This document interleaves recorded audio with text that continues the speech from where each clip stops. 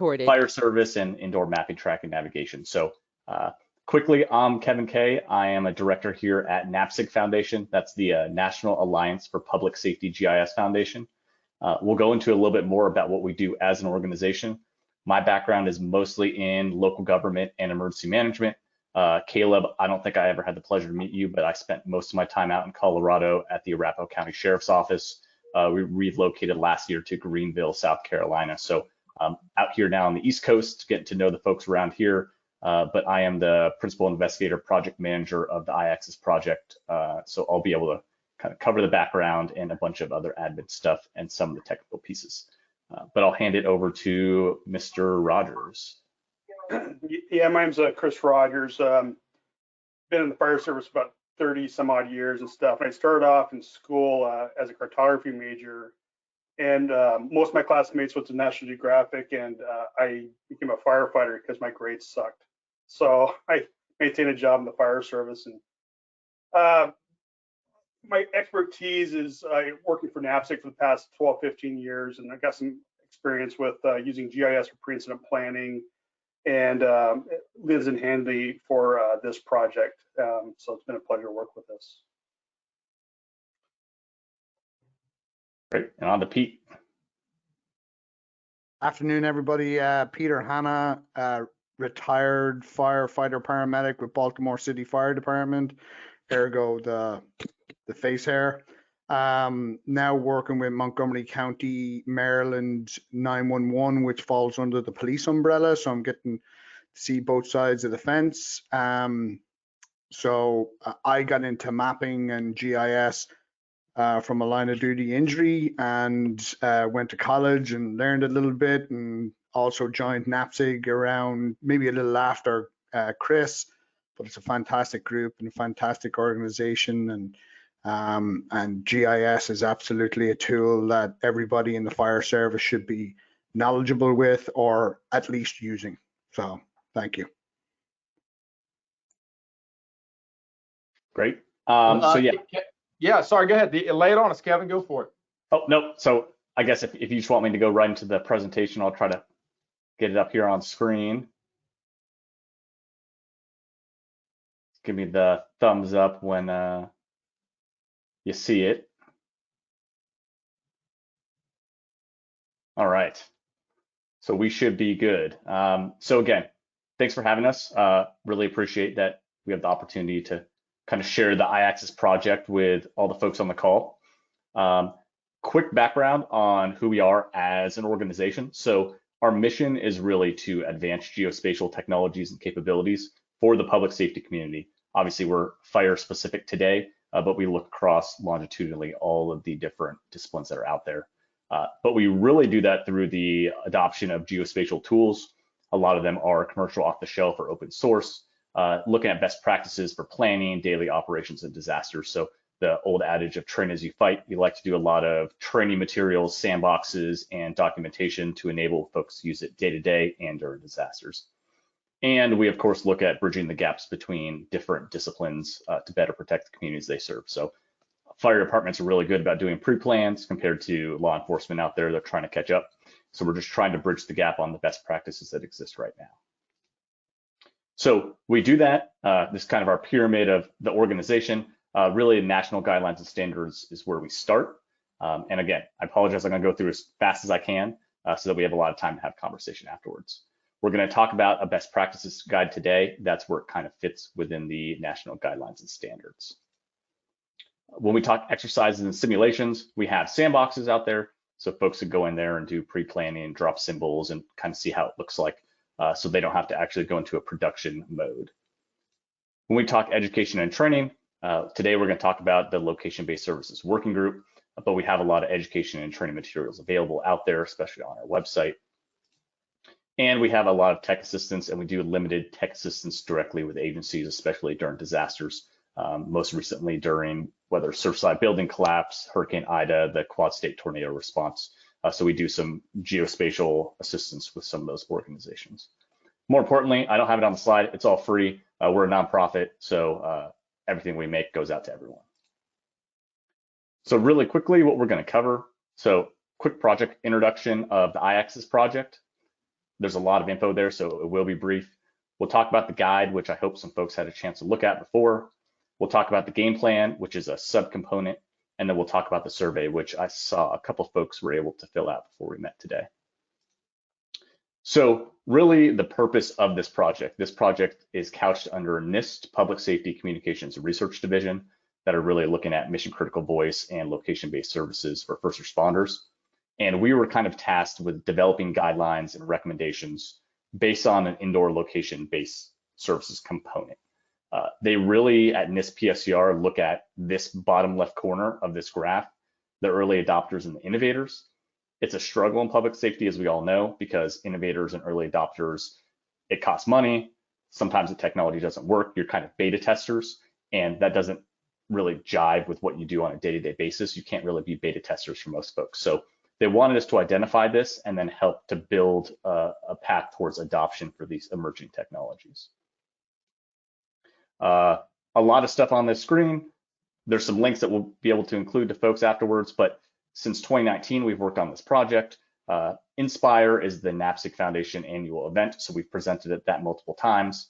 We've released a handful of items throughout the project years, including the version 1 best practices guide, virtual trainings and outreach, and we have a community hub that collects all the information together. Really what we're focused on in 2022 is version 2 of the guide, the technology gap and priority survey, which again, we had sent out before, the game plan, which is infographics, and then a gap and priority white paper. NIST is looking for a white paper to help drive research and funding going forward after this project is over. So again, it's not just me kind of sitting, I'm not in the basement today, but making up all these best practices. So the first thing we did was form a location-based services working group. If anybody notices you win a prize, there's Chris Rogers up in the top right with his heads-up display or virtual reality, kind of doing some pre-planning, moving through a building. The group currently has about 15 members, full-time members, and we bring in members as needed from the vendor community, or if they have specific subject matter expertise like UI, UX design. We did over 12 meetings already, including a kickoff in Boulder at the NIST PSCR labs in coordination. There's also a FirstNet lab up there. And then we've developed 2 versions of the best practices guide that we'll talk about. So it truly is cross-disciplinary. You can see all the common ones there, but we do have folks, more importantly, from the development teams, the private sector that are on that working group. So jump right into it. The guide, it's 70 pages. So I'm sure everyone read it right before this and has a great understanding of what we cover, but really it is just a snapshot of the best practices for indoor mapping, tracking, and navigation. The difficulty there is this is a 5-10 year kind of adoption process for a lot of these technologies. And by the time we write a guide, a year later, the technology has moved on, and that's always been a struggle. But it's a good starting point and has a lot of kind of core basic components that you need for a program. It is this roadmap approach, so it is building blocks. You have to start with identifying what kind of location format you use. Are you going to use lat long, or you can use USNG, or you can use MGRS? You have to decide what symbol library you're going to use, what attributes are going to be associated with that. And that drives all the way towards ultimately doing indoor tracking and navigation. There's case studies involved, and that's from actual use cases of the technology in the real world or other research portfolios. So you'll see one in there from the MAP 901 team that's doing indoor mapping with LiDAR scanning, and they're based out of University of Memphis, I believe. But we really tried to make it as discipline, platform, device, all the agnostic items and terms you want to put in there, right? It's not a specific vendor. It's not a specific device that you have to use. These have to be interoperable because not everyone is ever going to buy the same equipment. We know that's a problem. So ultimately, it's not standards and it's not set in stone. As we talked about, it's a living document, continues to evolve. And the first version was released in February of last year. So what we've done in version 2, and we'll talk about the timeline here, we've added a new section on UI UX. There's a lot of feedback about, especially say firefighters wearing PPE, gloves, bunker gear. You can't manipulate a phone or a tablet. If you're wearing a helmet, you can't see what's on the screen if you're in a low light condition. So we've talked about that. We've talked about the differences and nuances of different connectivity environments. So you don't have connection, you have degraded, you have intermittent. We talked about some of those concerns. And then there's a handful of other standards and formats that have come about since we've done it. We added some case studies. I'm not going to ruin those for everyone. You can take a look. And then we've added the game plan graphics. Quick timeline, March. So we're already in March. It's crazy. We're going to release for public comment version 2. That will be open for 30 days. We'll look at all the comments. We'll adjudicate that with the working group, and we'll release version 2 in May. So be on the lookout for that. We look forward to seeing hopefully some comments from this group. Just moving right along. So the game plan, we realized that not everyone, as much as I would hope they would read 70 pages, is not going to read 70 pages. So we've condensed it down into 10 infographics that can be used at a high level for the leaders and decision makers who can either champion a program, implement a program, and really it's just something you could use as a starting point for your conversation. So I'm going to go through the batches of graphics. We have a couple of them blown out so you could see, but not going to do a huge deep dive into them. So these first 3 really talk about kind of your foundation of how you do indoor mapping, tracking, navigation before you even get to the technology itself. You have to form your team, and we've listed a lot of stakeholders there that you may not think to be involved, but they are, whether it's your assessor's office or your GIS IT. When you look at a systems audit, we really want to talk about what systems you currently use.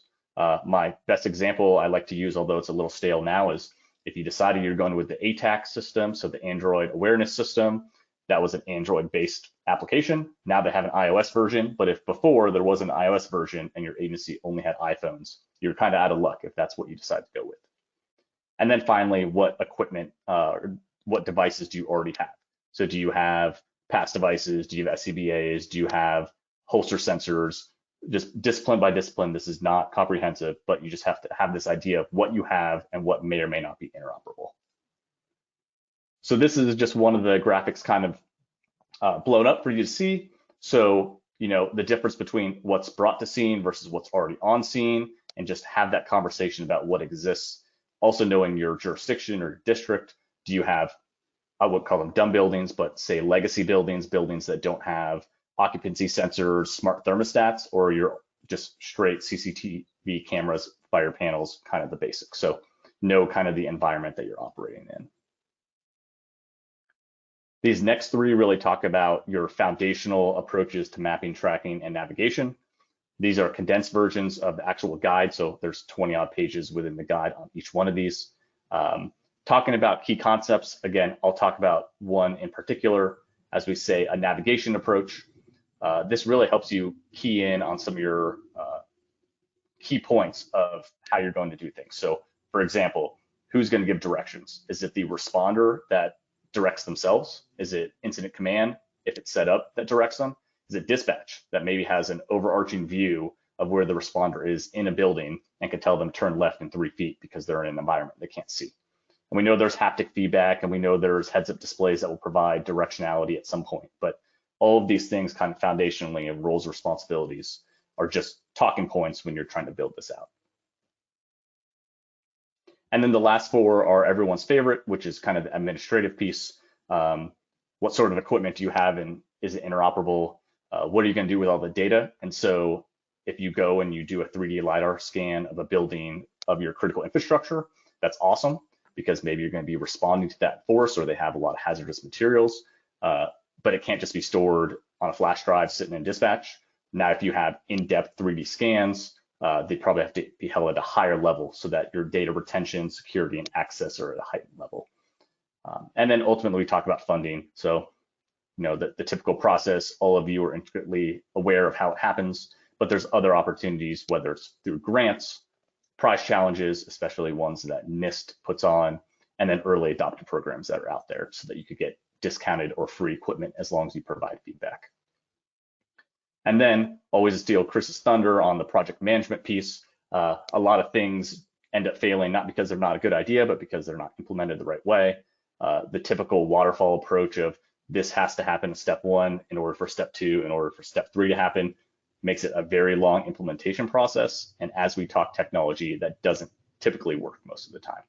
So if you decide to adopt Agile or any of the other approaches that are out there, you just have more opportunities to get feedback and to kind of shift what you're doing. So if that heads-up display just doesn't work, if it interacts with getting a proper rifle sighting. If you're a law enforcement and you need to get something different, then you can just adjust until you get 5 years down the road and you've dumped millions of dollars into that development.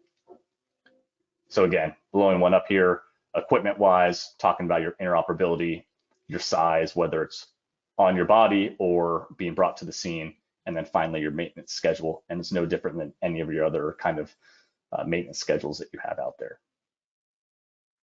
So again, trying to get through this, almost there. Appreciate everyone holding on. So that's the guide. That's version 2. That's kind of the streamlined version.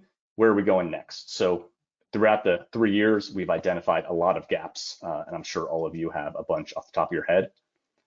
But we want to make sure we solicit it from the entire kind of stakeholder audience out there of what they feel right now today are their gaps and priorities for indoor mapping, tracking, and navigation. So it's going to supplement what we've already kind of captured and we've already explored, and this will serve as the foundation of that white paper that will help guide NIST PSCR on what they'll, in theory, put research funding into and other project funding into in the future. So the survey is going to open probably in the next couple of days, as long as no one on this call took it and said that was the worst survey I took. If that's the case, then I would like to talk to you so I can make changes. We're going to open it up for about 60 days. See what we get. We're expecting, 100, 200 responses, give us a good idea, hopefully some in-depth answers on challenges they've had. And then we're going to publish the survey results on our community hub site that we have. So it's just fully public, nothing here we do is secret, and we'll put it out there. So just for our conversation later, keep these in the back of your mind. Don't steal these, you can't use them. But as far as gaps that we've had, difficult mapping workflows, that's probably number 1. If you're saying you're going to navigate or track somebody indoors and you don't have a map to orient to, that's a problem. But you can't go out there today and do an indoor 3D scan of 50,000 pieces of infrastructure in your jurisdiction. The time it will take, the data that you're going to capture, the process of doing it, do you even have the technology to do it? Is it interoperable with your CAD system? How do you display it? Like, there's 50 different things you have to think about. So that's number 1. Obviously, user interface and user experience. Everyone has cell phones, everyone has tablets, everyone has MDTs now in their vehicles. There's different levels of information that you could convey at different resolutions, but there's still challenges there, especially as you get into a lot of the augmented and virtual reality components. Information overload, that's the big one. You probably have more data than you've ever had before, but a cop does not care about the fire department connection most of the time. You don't care where the gymnasium is unless that's where the call for service is, right? And so how do you deliver the right information to the right person? And as you change roles and the incident evolves, how does that information become dynamic? If you're on the rapid intervention team and you get certain information and all of a sudden you're pulled off and you're in incident command, how does the information that you're fed change? And that feeds right into common symbology, right? So I could look at a map, and I'm sure everyone here uses something slightly different, whether it's NFPA like 170 or NAPSG Foundation symbols that we have. No one uses the same thing, and that's just always a struggle. And as we talk about indoor mapping, tracking, navigation, how we're starting to convey that information is also kind of an unknown. The big thing for NIST, and I'm sure we've all seen it, is the lack of infrastructure-free tracking. At least right now, no one's going to show up to scene, set up a giant tower, fly a couple drones to get indoor positioning, unless it's a massive incident you're going to be there for days, right? Law enforcement doesn't have the time to stop as they're running into an active shooter to say, hold on, I got to get my positioning system up. And so how do you bring everything you need passively? You don't have to turn it on. It just knows you're on an incident. It goes by itself and start tracking indoors. So that's obviously a huge challenge. And there are technologies out there that are coming along. And then we've already kind of talked about the roles and responsibilities. Do you navigate yourself? You're not going to be walking through the scene with your cell phone, with your head down and not seeing what's going on. So is it somebody in your ear telling you which way to turn? Is it a haptic feedback? Is it a heads-up display? There's a lot of kind of nuances there. So really quick, next steps. We continue to put training materials on our website. We'll make sure you get that link. Chris and Pete on the call have recorded some really good trainings related to routing or indoor mapping and symbology. And they're just really quick 1 to 2 minute videos to just have that idea in your mind. We're going to release version 2 of the guide. We're also participating in other kind of complementary initiatives. So if folks haven't heard of the FRST challenge, it used to be called the FR3D challenge out of NIST. So it's the First Responder Smart Tracking Challenge. It's really for the vendor community to create infrastructure-free tracking devices. So all the players that I'm sure folks know, like TRX or 3M Innovations, are part of that challenge. And then working on that survey results and white paper. So wrap it up. I think that was 10, 15 minutes about. So why are we doing this? Safety, right? So that's what NIST is about. And that's what NAPSG Foundation is about, right? So we really want to expose public safety to indoor mapping, tracking, and navigation. And whether it's line level or supervisory or command, this technology exists. People use it in their homes. It's maybe not completely mature, but it's getting there. We also want to improve responder safety by utilizing the existing and emerging technology. I can almost guarantee you agencies are not fully utilizing licenses and technology they already have, especially GIS based. And then finally, we obviously want to improve outcomes for public safety in the community. So there's folks, nerds like me, that have, smart thermostats, cameras, and everything. I have no problem feeding that information out if I have a call for service at my house. How do we make that connection? How can they tap into the information that I already generate in order to improve the outcomes for me? So with that, that's my email. We'll send out links. Everyone will have it. I wanted to get out of the screen as quick as I could. So with that, I will stop sharing. And Brad, I don't know if I toss it back to you or not. Yeah, absolutely. That's fantastic. So that it's really exciting to listen to all of that, Kevin, and you're obviously so enthusiastic about it. We've been talking for years in the fire service about the concepts and the challenges and the possibilities as it relates to tracking firefighters in zero visibility environments, and kind of the future is now, I guess, right? We've really made a lot of steps in that regard, and to have an information source like this and to have this process moving forward is pretty exciting. So I have zero expertise on this, and you're not going to hear a whole lot from me about it. I want to kick it over to your other comrades here that have an extensive background in the fire service here, Chris and Peter. What excites you the most about where we're at with all this stuff and where we're going, Chris? Well, I think the big thing is again, like Kevin touched on before, it's really a safety issue. And it's really, the lack of information is really what damages us in the fire service, whether it's lack of information, like where we're going to a call. So if we get lost to a call, or if we're lost inside a building and we don't have a way out, or we don't have some recognition of the way out. So we all know that technology is going to mature and increase. And I think it's exciting to be part of this effort, because the fire service, as we probably all agree, is kind of a little bit behind in terms of technology implementation and trying to get us moving forward in that space so we can increase our safety. So I'm really excited about this project related to that. So yeah, I'll pass it on to the guy with the better accent. I can't say anything much more than what Chris has said. Safety, the technology aspect. I mean, when you think about it, when it comes to technology in public safety, the only thing really that we have seen for frontline people is the CAD system and the radios, right? And before that, it's been like motorized vehicles and better pumpers. So so you really have to go back to horses to get the largest technology or innovation in the fire service. So yeah, this is going to be huge. The safety aspect to it alone is just massive.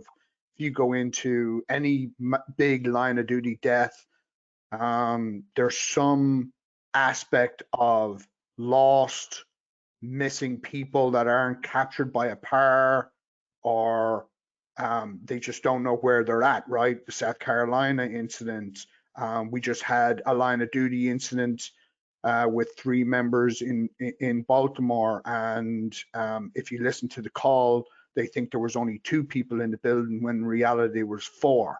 So if you had that tracking, you would know there was 4 people in that structure and where they were at.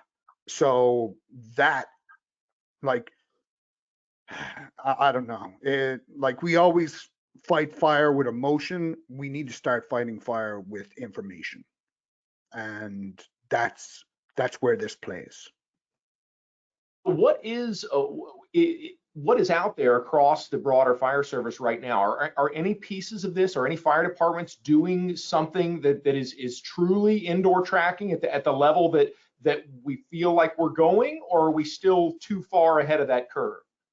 We're pretty far in. There's a lot of work to go. And there's some departments that kind of prototype some technology, either related to, I know Scott's got some tracking stuff related to their SCBA. I know that TRX did some work just for prototyping. Usually it pertains to one fire department prototyping it to get some feedback in one building. No fire department that I'm aware of actually uses 3D mapping and tracking inside a building. Matter of fact, I can guarantee you that, because we've done a lot of surveys in NAPSG trying to find that, and that's not the case. We've done a lot of networking with that. That's why part of the process we're using is to kind of create some guidelines and some feedback, so that when the technology matures in some other space, whether it's likely going to be the military or law enforcement, that we can have a say in how the direction of that technology, what is the important bit of technology or important bit of information that we need related to it.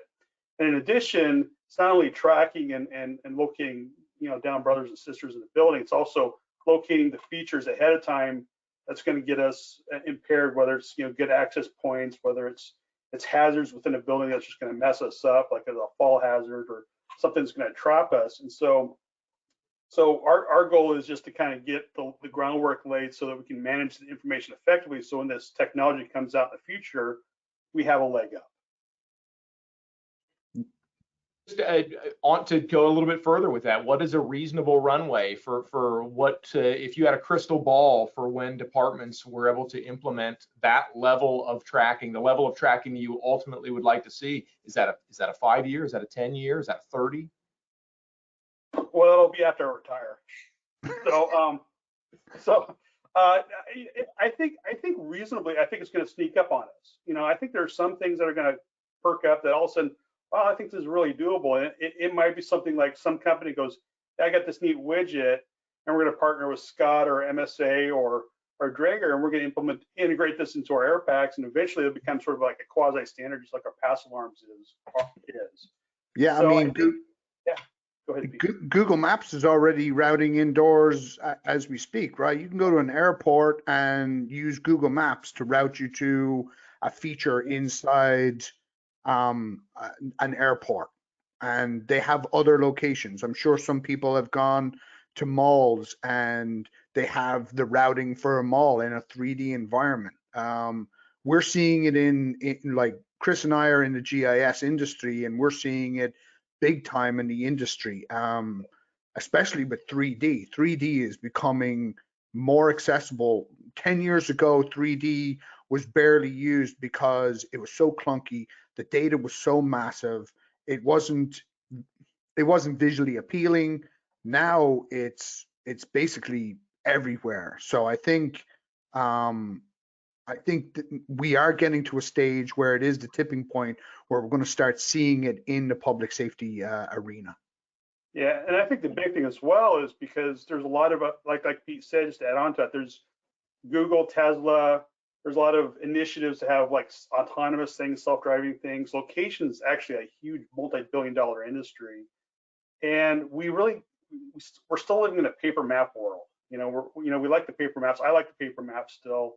I like my device map as well, but it's coming on us fast, and so I don't think there's like a clear guidance and path from like any. I think we're doing a pretty good job creating some guidance within our group, thanks to NIST and the funding related to FirstNet. But I think we're here. That a little bit more is if folks are tuning in that have really no context at all for what we're talking about with this stuff, what kind of nuts and bolts would this physically look like, or could this physically look like? Understanding that there's always things in various portions of development and things like that, and proprietary information and so on and so forth. But I've seen things over the years. 10 years ago, I saw some like big stick looking thing where you moved it around and it tracked where people were in buildings. So what would that could that physically look like? Is this a device that someone wears on their SCBA, and then you like put trackers around the four corners of the building, and then the IC pulls up an iPad? I mean, what is it going to look like? Well, I think the success is going to be when it's passive. And so, like, I'll give you a pass alarm analogy. You know, when I started in the fire service, we didn't have pass alarms, and we had the belt-driven pass alarms. You actually had to flick the switch. And then when they integrated the pass device in our BAs, you had 100% success with turning that thing on because our air was connected to it. So I think that's going to be the same thing. Is it's not going to be a device or a piece of hardware they're going to get, or mesh networks that we have to set up. It's going to be integrated in our radios. It's going to be integrated in whatever communication device we have in the future, and it's going to be automatic.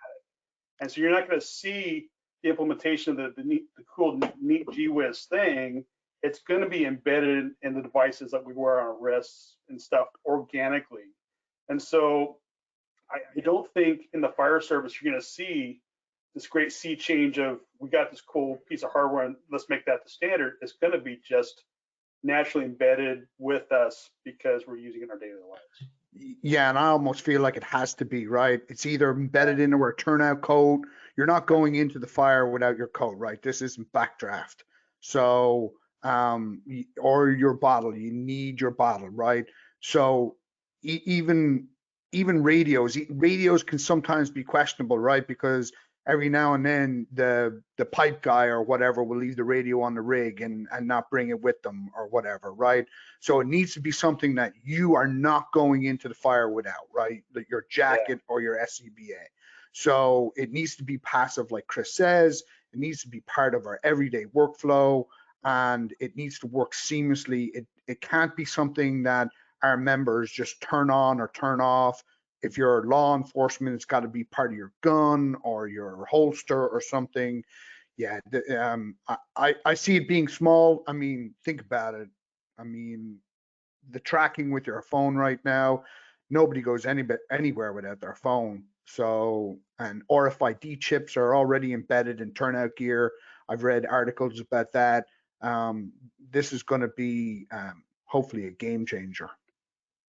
That was one of the neat things I saw on one of the slides as Kevin was talking that I thought was cool. And then he mentioned something, I think, about having responders tap into the cameras at his own house. How cool would it be if we like pull up to a high-rise office building and you can, pull up closed circuit TV cameras on the 15th floor where that's the floor of alarm and see what's going on or something. That's pretty exciting to think about.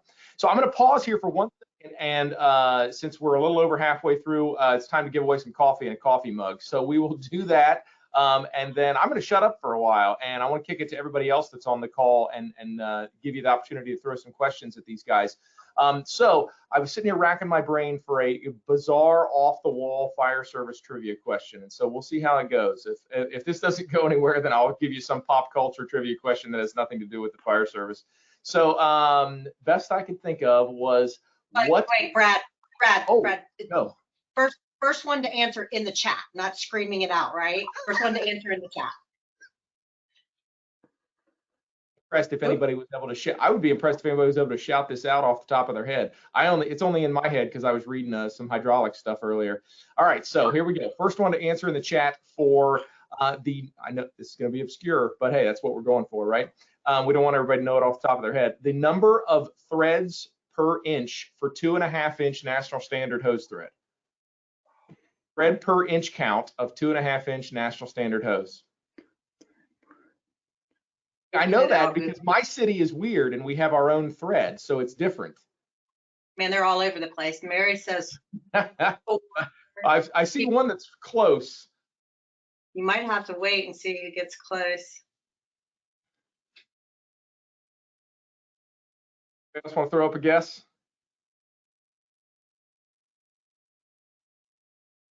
I think we're going to have to give it to my esteemed colleague, our chief from Boston, Chief Schaefer. The technical answer to that question, at least as far as I know, the technical answer to that question is 7.5.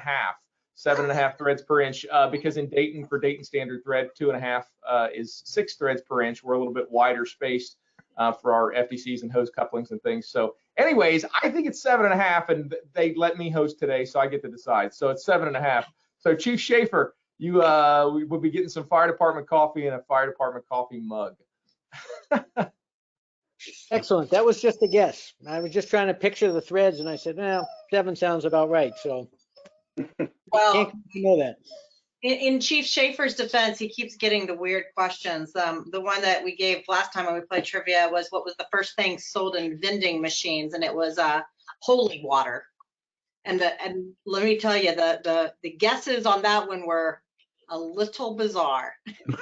Hey, if nobody got the threads per inch question or got anywhere close to it, the next question was going to be, who are the 4 Ghostbusters, or who are the 5 New Kids on the Block?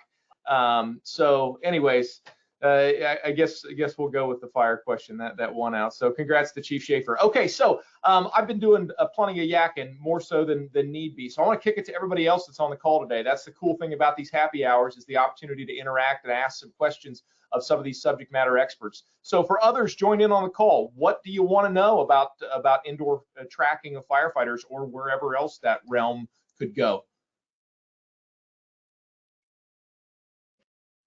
I'm curious if it has any application outdoors, wildfire or brush fire type situations, searches or whatever. Is there a way to maybe early adopt it with exterior type applications?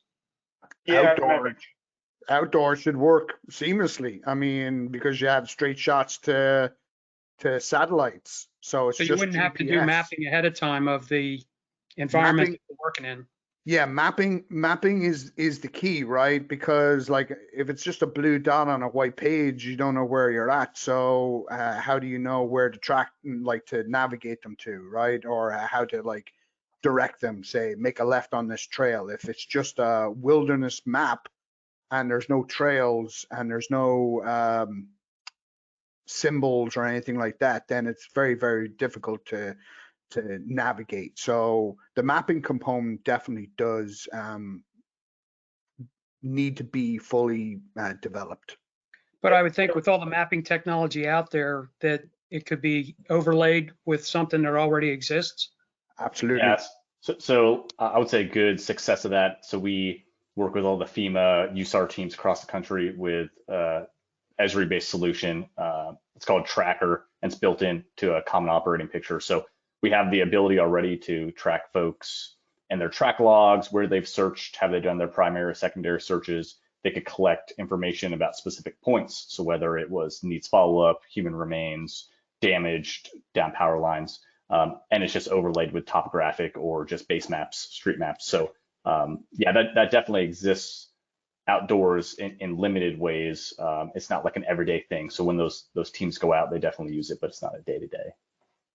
Might be a good way to get people talking about the technology and maybe even touching base with it, just to get them thinking in that direction.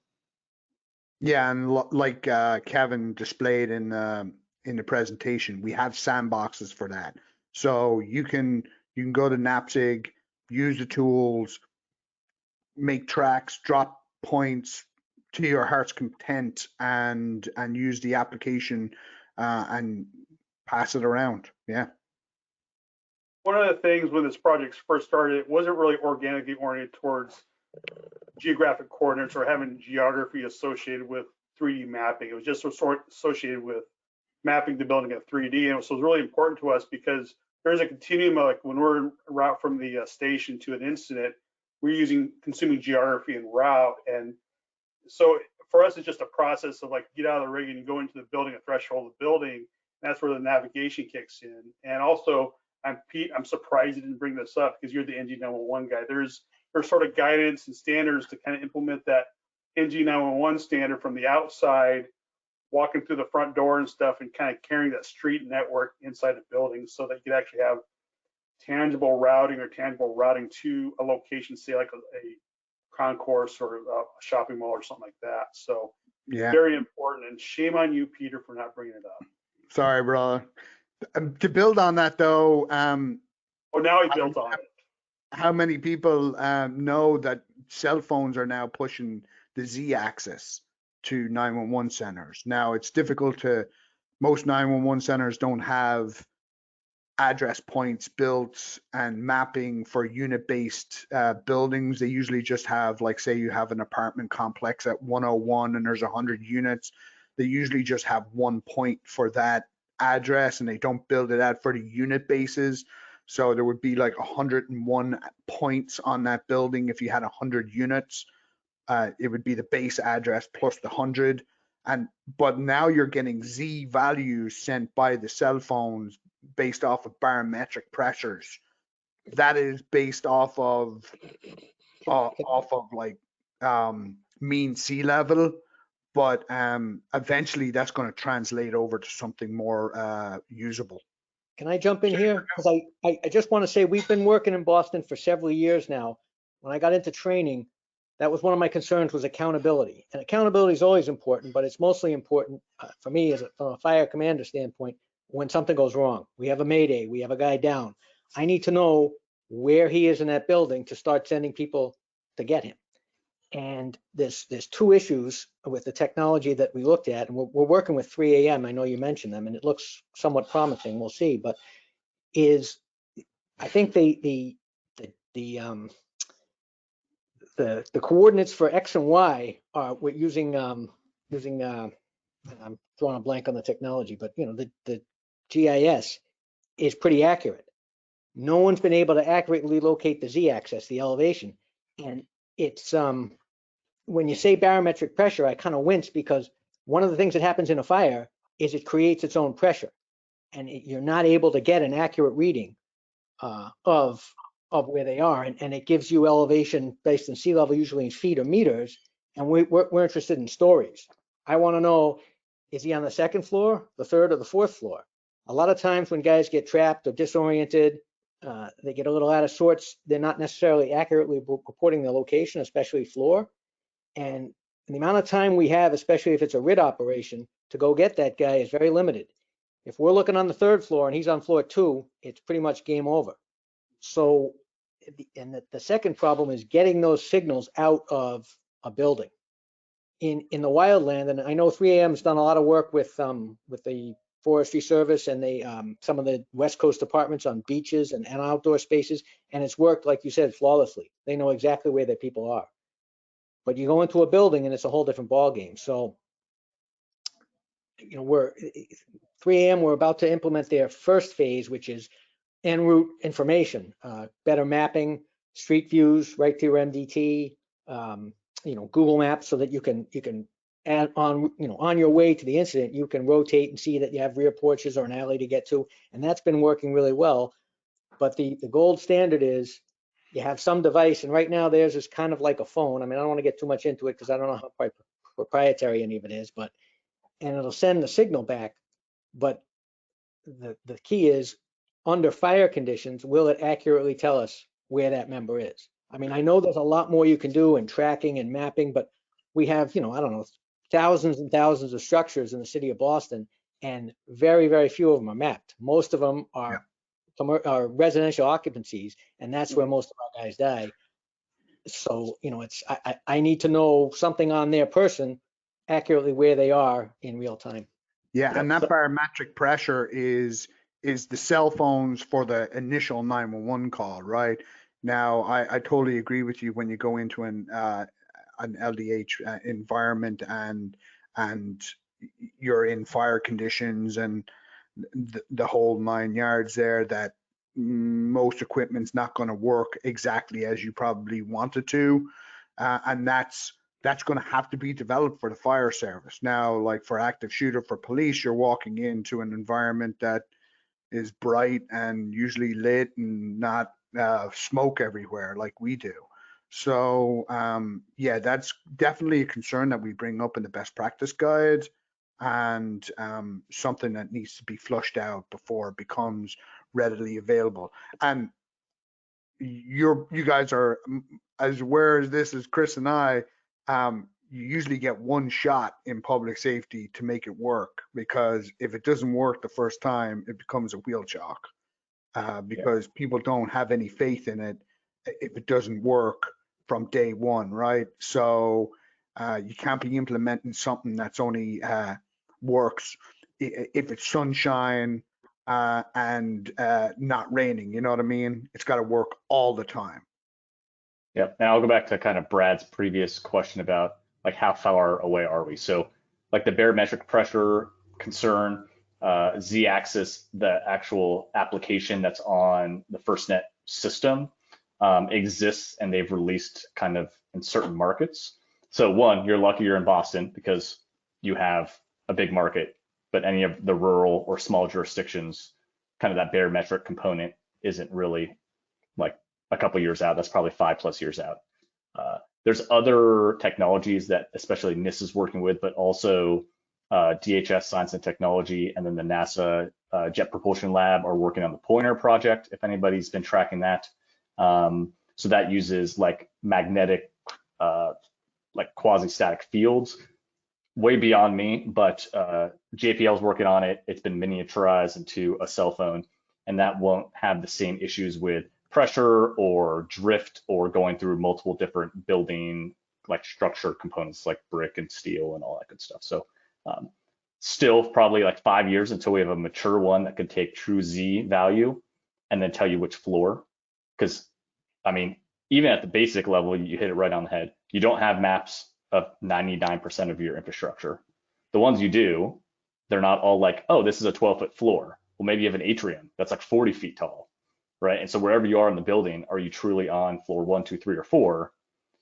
And based on FCC kind of guidance of what they put out there, their Z value will not get you to a floor guaranteed of what they're wanting from cell providers. So definitely a challenge. Excited that you're working with 3M Innovations. They're good folks. So hope that works out. Yeah, and we also have like the plus minus when it comes to Z, right? I think it's over a meter, right, Kevin and Chris? Something like that. Even more, I think. Yeah, I 3. think it's even more, 3 meters. Yeah. So 3 meters, that's plus or minus, right? So if you're on a floor and it's plus, that's a level up, and if it's minus, it's a level down. So you're looking at 3 potential floors. Like if you're on the first floor, it could be really, you could be in the basement, or you could be in the second floor. And that's not really great for us, right? Like some rural departments don't have the manpower to be able to send multiple RIT teams to the basement, the first floor, and the second floor to be able to look for somebody, right? Now, Boston, Baltimore, the larger departments, on a Mayday like that, we're sending everybody, right? We're sending multiple truck companies. We're going to look everywhere for you. So, yeah, it's definitely a concern for the fire service. Questions do we have for these guys? If nobody else has anything, we're going to get into why my cell phone listens to me and then starts, you know, populating ads and things like that. No, I'm just. Go ahead. What else do we got for these guys? I have one more, but I don't want to hog all the time. So, any other burning questions? So I'm gonna circle back to something that I noticed in that presentation, only because we happen to have Jack Sullivan on here today that does a lot with traffic incident management system stuff. Did I notice in your presentation there was a blip about common terminology and modeling that after TIMS? Yes, sir, you did. So I think it goes. Yeah, go into that a little bit more, what the problem is, and then what that proposed solution is. Yeah, let me pull up that graphic real quick, just so that I am giving you the right info. So yeah, so as we talk about, sorry, I lost my screen here. It's routing, right, Kevin? Yeah, so as we talk about kind of the routing navigation component. So if you're in a building and you want to convey like an impedance versus a barrier, like what's the terminology that you're going to end up using, the common terminology, so everyone knows? Like, how do you call it? What's your directionality? Are you using northeast, southwest? Or are you using a bearing azimuth? Or are you using some other way to tell people where you are in a building? And then when you're saying, yep, it's a barrier, that means you can't go around it, versus is that an impedance, which, oh, maybe it's just rubble or it's a chair overturn you could go around. And that all will, in theory, go to dynamic routing, right? So if you go in and you're ground truthing, you say you can't go down this hallway, and that's where you were routed in the first place, it should redirect you just like it would do if there's a traffic accident outside, and Waze kind of marks it. So I think I did that little call out to Tim's because I think I took the class like 10 years ago or however long it was, And I knew that there was different disciplines all showing up to the same scene, mutual aid partners. And if you weren't on the same page for your terminology and what you call stuff and how you do it, you're going to fail. And so if Caleb shows up to, Fort Collins, he should know that they call certain sides. They call certain structures the indoor outdoor threshold, that they're going to call it the barrier impedance. They're going to do all that good stuff. So really just common terminology, I think it boils down to. Yeah, I think it comes down to as well, right? Like the slide of where's the routing directions going to come from, and Kevin mentioned this. Are you directing yourself? Is it coming from the incident commander, who's going to have an understanding of fire department terminology like side alpha, side bravo, or is it going to be communications who may not have that understanding and may not have, like, you're going to be looking at a map, you're going to be seeing a point on the map, but alpha bravo might not be on the map. So, and alpha bravo could change on large structures depending on where the first unit responds to, right? So those are terminologies, and unlike outdoor routing, like Jack said, or with wildland fire, like if you walk down trail A, take trail B to your left, right? Streets are the same. Go north on Main Street, make a left on First Street, right? In the indoor space, we don't have street signs like that. How do you direct somebody down a hallway? What is the direction that they go? Does your navigation have an arrow? Does the symbol of the person know that I'm traveling in this direction? So the person directing them says turn around or continue traveling in the direction that you're going. All massive questions as the technology gets improved and gets developed, and as we discuss this further. And You then, know how many and then TV shows have that technology though that show it every day of the week? They got this little red dot. You can follow it right to where you need to go. Check with the TV guys. They know how to do it. Yeah, we should hire them to fight fire. They can solve every problem in the world, right? And then, Yeah. in a perfect world, right, not having somebody direct us, but having that information fed directly to some type of an augmented reality heads-up display on a face piece lens, right, or something Absolutely. along those lines. Yeah, Yeah. we have some UI UX and like virtual reality, augmented reality experts that are on the working group, and like every little thing that you talk about implementing, there's so many additional challenges related to it. So if you have a heads-up display, awesome, step one. Step two, maybe I route you with arrows pointing green straight ahead. There's nothing in your way. It says 7 feet and you know you're going to turn left. But is it also showing you all of the building information behind the walls? Are you kind of information overload with everything that exists from the pre-plan?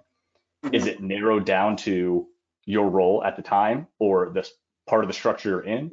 How do you toggle between those? Because you don't want to mess with your hands or mess with your helmet as you're walking through. So it's not as simple as there's an arrow directing you.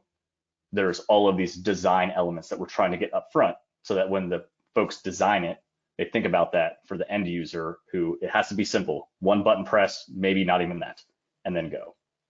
But it's not even that too. It's like the mapping and the visualization of things, right? How do you visualize it? Do you only look at one company until it's a mayday and then it switches to the person that's in the emergency? Because we all know, like, you have a dwelling fire and you got 10 guys backed up in the staircase going to the second floor, right? How does that look on a map? That's just measle map. That's a drop 10 points on one. How do you distinguish between the officer of truck 1 and the pipe guy of engine 6, right?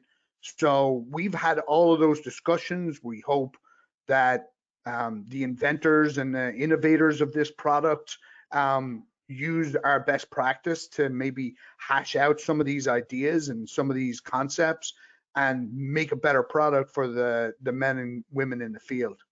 Yeah, I think information management is one of the biggest components of this project, and will be continuing forward, because I think just as much as not enough information gets people hurt, too much information get people hurt as well.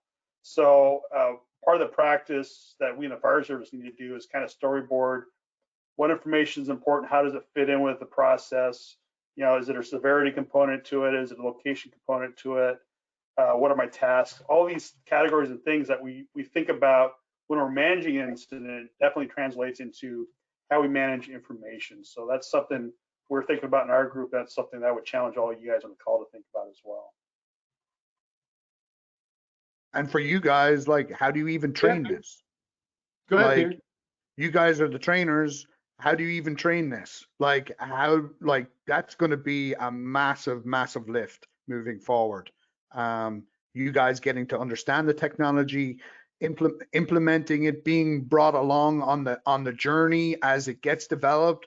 Because when it comes time to do this, you have to train as you fight, right? So you guys are going to be extremely important in the process to be able to develop this terminology for navigating, for using the map itself. It's going to be absolutely incredible lift on your behalf. Absolutely understood. Well, hey, we're at 5 o'clock here. We've kind of made it through a whole lot of content here. So really good stuff, though. Really good stuff. A whole lot more to talk about and to keep an eye on this landscape in the years to come. That's exciting stuff. So many thanks to Kevin and Chris and Peter. And again, I'll give another shout out to our sponsor of the Happy Hour, Fire Department Coffee. And with that, I will kick it back over to Lee to send us out of here. No, appreciate everybody being on here. For those that want to go back and review it, we'll be launching this through the entire membership by next week. So you can go through and review anything that maybe you want to refresh your memory on, and or you can share this with others in your department or within your region so that we can help spread the word about this. And once time comes for that survey to go out, we're participating and doing our part. So thanks, everyone. We appreciate your time, Kevin, Chris, and Peter. And if you guys need anything, you just let us know. Appreciate you having us on. Be safe, everybody. Take care. Thanks.